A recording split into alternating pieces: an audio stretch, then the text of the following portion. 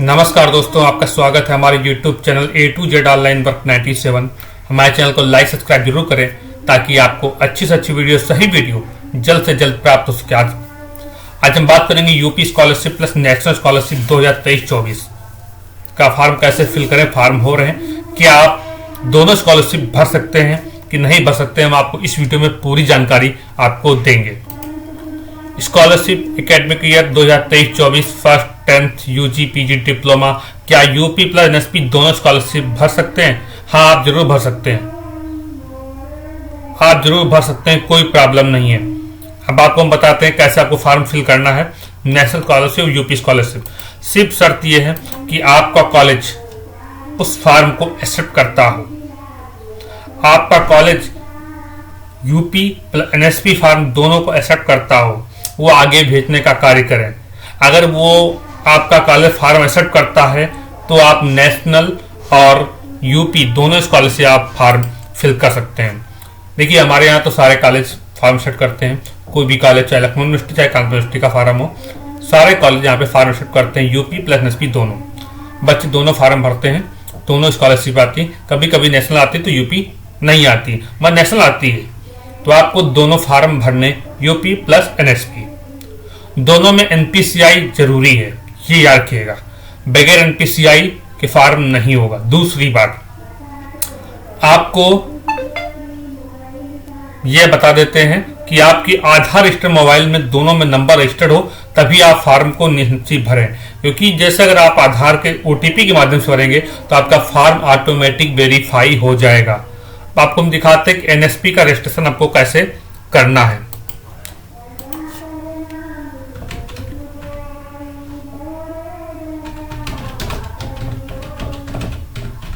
National scholarship search करेंगे, national scholarship portal scheme. अब आप यहां से अपनी लैंग्वेज चेंज कर सकते हैं, चाहे हिंदी इंग्लिश, जो आपको लैंग्वेज अच्छी लगती हो। हम वीडियो हिंदी में बनाते हो, आपको हिंदी में जानकारी देंगे। नियमित सूचना और जानकारियों के लिए कृपया उद्घोषणा पटल के नियमित रूप से देखें। किसी भी तकनीकी पूछताछ के लिए आप इस नंबर पर संपर्क कर सकते हैं, सुबह 8 से रात के 8 बजे तक, कोई प्रॉब्लम नहीं है। लॉगिन, नया पंजीकरण और रिन्यूअल पंजीकरण। तो नया पंजीकरण के लिए हम आपको रिन्यूअल की जानकारी बता देते हैं। रिन्यूअल जब पंजीकरण करेंगे तो आपको एक फॉर्मेट प्राप्त होगा कि डाउनलोड करना पड़ेगा। वो फॉर्मेट आप स्कूल में लेके जाएंगे, उसमें जहां पर सील का ऑप्शन दिया गया है, सील और मोहर, तो वहीं पे आपको सील लगवाना है। एक जगह ऑप्शन दिया था सिग्नेचर व मोबाइल नंबर, तो स्कूल का जो प्रिंसिपल है उनकी सिग्नेचर, उनका मोबाइल नंबर आपको वहां नोट कराना है। फोटो पर कोई मोहर साइन के लिए नहीं बोला गया, ये खासकर ध्यान रखना है। नया आवेदन, हमें आपको नया आवेदन करके दिखाना कि नया आवेदन कैसे करना है। न्यू स्टूडेंट रजिस्टर, तो इसका जो हिंदी में इंट्रोडक्शन दिया गया हम आपको पढ़ के बताते हैं, हिंदी कर लेते हैं कन्वर्टिंग में।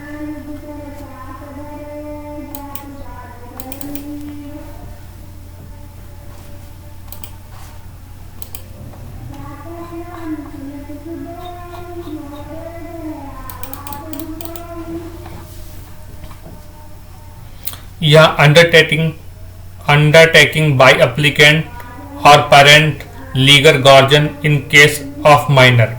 मैं निम्नलिखित के लिए सहमत हूँ। मैंने पंजीकरण के लिए दिशा निर्देश को पढ़ा और समझा है। मैं जागरूक हूँ। यदि एक से अधिक आवेदन भरे हुए ताजा या नवीनीकरण पाए जाते तो मेरे सभी आवेदन अस्वीकार कर दिए जाने योग्य हैं। मतलब इनका कहना है, अगर आपने एक से अधिक अगर स्कॉलरशिप के फॉर्म भरे, एक से अधिक आवेदन भरे नेशनल स्कॉलरशिप के, तो आपके फॉर्म स्वीकार कर दिए जाएंगे, अस्वीकार कर दिए जाएंगे, इनका कहना है। इसमें आपको ऊपर बताया, candidate must read the note instruction carefully before registration. आपको इंस्ट्रक्शन सारे पढ़ने हैं, फिर उसके बाद में ही आपको फॉर्म फिल करना है। Candidate are advised to fill the request detail carefully and check properly before submission. आपको फॉर्म को सही से चेक कर लेना, उसके बाद ही सबमिट करना है। As no correction editing is allowed fast after submission. अगर आप फॉर्म सबमिट कर देते हैं तो आप करेक्शन नहीं कर सकते हैं। एनी रॉन्ग फॉल्स इंफॉर्मेशन में लीड ऑन रिजेक्शन। अगर आप गलत जानकारी देते हैं आपका फॉर्म रिजेक्ट कर दिया जाएगा। Candidate are advised fill the correct and active mobile number, email address, the online application. All corporate communication will be made through mobile in email only. आपको ईमेल आईडी मोबाइल नंबर सही देना है। आप email ID अपनी डालें। अगर आप स्वयं फार्म भर रहे हैं, कैसे फार्म भरा है, तब भी आपको ईमेल आईडी अपनी ही डालनी है और आपको पता जो आपके आधार पे हो आपको वही देना है। Candidate are also advised to refer national scholarship portal regular update. आपको रेगुलर अपडेट की जानकारी आपके मोबाइल पर दी जाएगी। Aadhaar will be mandatory for registration NSP. Aadhaar number compulsory है, इसके बिना आप रजिस्ट्रेशन नहीं कर सकते हैं। Major applicant if Aadhaar not aside candidate will be required to enrol for Aadhaar and register using Aadhaar enrolment identification EID। अगर आपके पास EID नंबर है तो EID नंबर आप डाल सकते हैं।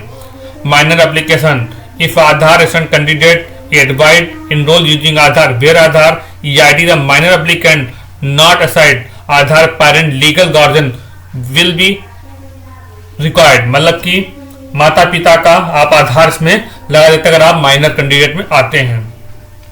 For application with EID scholarship display only furnishing of Aadhaar. अगर आपके पास आधार नंबर नहीं, आपने नया आधार ऑनलाइन किया है तो EID नंबर आप डाल कर सकते हैं। आधार बेट की KYC will be performed to verify credential of candidate. मतलब कि आपको KYC के माध्यम से वेरीफाई करना है कि आप जो कैंडिडेट डिटेल है वो सही की गलत है। Number 9 all scholarship payment will be made using Aadhaar payment APB only. मतलब कि आपका जो आधार है वो बैंक से लिंक होना चाहिए। आपको DBT के माध्यम से ही पैसा भेजा जाएगा। आपको ये पूरी नोटिफिकेशन पढ़ लेनी, उसके बाद में सहमत पे क्लिक करना है, कंटिन्यू। यहाँ पे लिखा है मेरे पास आधार है, आधार नहीं प्रदान किया गया, मेरे पास EID है और मेरे पास आधार EID नहीं है। आप अगर इस पर क्लिक करते हैं और यहाँ पे आपको मोबाइल नंबर डालना है और OTP दर्ज करें, कैप्चा कोड दर्ज करें, उसके आगे आपको सत्यापित करना है। अगर EID नहीं है, आधार नहीं प्रदान किया गया, मेरे पास EID है, मतलब कि यहाँ पे तो मान चलो माता पिता डाल सकते थे। यहाँ पर जैसे कि आपने नया रजिस्ट्रेशन कराया तो आपके EID है, तो आपको EID नंबर डालना है, पहले मोबाइल नंबर, OTP, फिर EID। तो मेरे पास क्या है, आधार है, तो हम आधार के लिए मोबाइल नंबर यहाँ पे फिल करेंगे जो आधार है। OTP प्राप्त करें। OTP सफलतापूर्वक भेज दिया गया है, उनका कहना है। तो आपको सीधे मोबाइल में चेक करना है, OTP आई, वो आपको OTP फिल करनी है।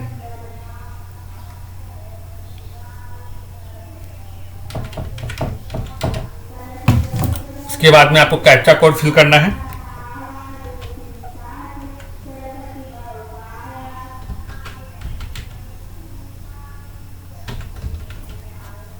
उसके बाद में आपको सत्यापित करना है। सत्यापित करने के लिए क्या लगाया गया है, मैं आधार प्रदान करने के लिए सहमति नीचे दी गई देता हूं। मतलब आपको यहाँ पे आधार नंबर डालना है, OTP प्राप्त करें और नीचे आपको ये नोटिस दी गई, आपको पढ़ना है। आधार उपलब्ध कराने पर सहमति, प्रमुख आवेदक आयु 18 वर्ष से अधिक। मैंने स्वेच्छा से अपना आधार नंबर जमा कर दिया है और मैं जागरूक हूँ कि NSP में सूचीबद्ध योजनाओं में किसी एक से छायावृत्ति प्राप्त करने के लिए इसका उपयोग मेरी पहचान स्थापित करने के लिए किया जाएगा। नंबर 2, मैं जानता हूँ कि मेरा आधार नेशनल स्कॉलरशिप पोर्टल अथवा स्टेट स्कॉलरशिप पोर्टल पर छात्र याचिकाओं को प्रतियों को निरस्त करने में किया जाएगा। नंबर 3, मैं जागरूक हूँ कि मैं आधार रिकॉर्ड में मेरा व्यक्तिगत पहचान विवरण मिलाकर मेरी पहचान स्थापित की जाएगी। नाबालिग आवेदक 18 वर्ष से कम, जिनकी उम्र 18 वर्ष से कम, उनके लिए मैंने स्वेच्छा से अपने बच्चे का आधार नंबर जमा किया और जागरूक हूँ कि NSP पर सूचीबद्ध योजनाओं में किसी एक से छात्रवृत्ति प्राप्त करने से पहले इसका उपयोग मेरे बच्चे की पहचान स्थापित करने के लिए किया जाएगा। नंबर 2, बताया गया मैं जागरूक हूँ मेरे बच्चे को व्यक्तिगत पहचान मेरे बच्चे का आधार रिकॉर्ड विवरण मिलाकर स्थापित की जाए। मतलब कि जांच है, उसमें नाम माता का पिता का नाम सेम दिखना चाहिए। मैं जानता हूं कि मेरे बच्चे का आधार नेशनल स्कॉलरशिप पोर्टल अथवा स्टेट स्कॉलरशिप पोर्टल छात्रवृत्ति याचिकाओं की प्रतियों निरस्त करने में किया जाएगा। मैं जागरूक हूं मेरे बच्चे का आधार नंबर का उपयोग यदि सही पाया गया तो मेरे बच्चे के आधार नंबर जुड़े बैंक खाते में छात्रवृत्ति भुगतान करने के लिए भी किया जाएगा।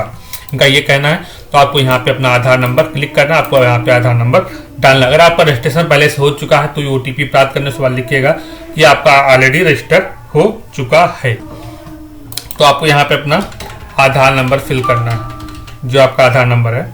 उसके बाद OTP प्राप्त करें। OTP सफलतापूर्वक भेज दी गई है, आपको OTP फिल करना है।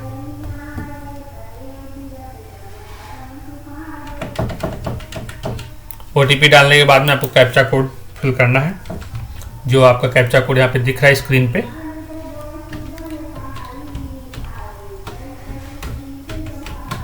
उसके बाद में आपको सत्यापित करना है।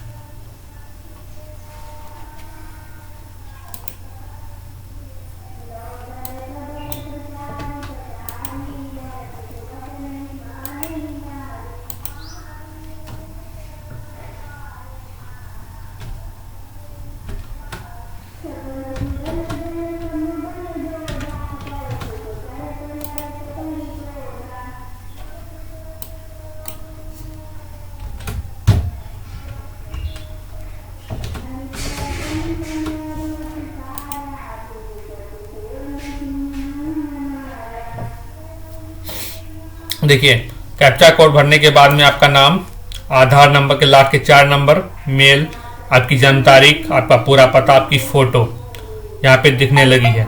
आपको छात्र का प्रमाण नीचे देखिए, NPCI मैपर स्थित, यहाँ पे आपका बैंक अभिवादन, आपका बैंक खाता आधार NPCI मैपर पर जुड़ा हुआ है। देखिए साफ साफ यहाँ पे लिख के आ रहा है कि आपका आधार इससे जुड़ा हुआ है। तो आपको छात्र का प्रकार, सेक्शन, अधिवास का राज्य जहाँ आप निवास करते हैं, पिता का नाम, माँ का नाम, ईमेल ID और कैप्चा कोड दर्ज कर पंजीकरण करना है। आप इसे पंजीकरण कर लेंगे। हम आपको अगली वीडियो में बताएंगे पूरा फॉर्म को कैसे फिल करना है। नमस्कार दोस्तों, मिलते हैं अगली वीडियो में। हमारे चैनल को लाइक सब्सक्राइब जरूर करें ताकि आपको सही से सही वीडियो, अच्छी वीडियो जल्द से जल्द प्राप्त हो सके। नमस्कार दोस्तों।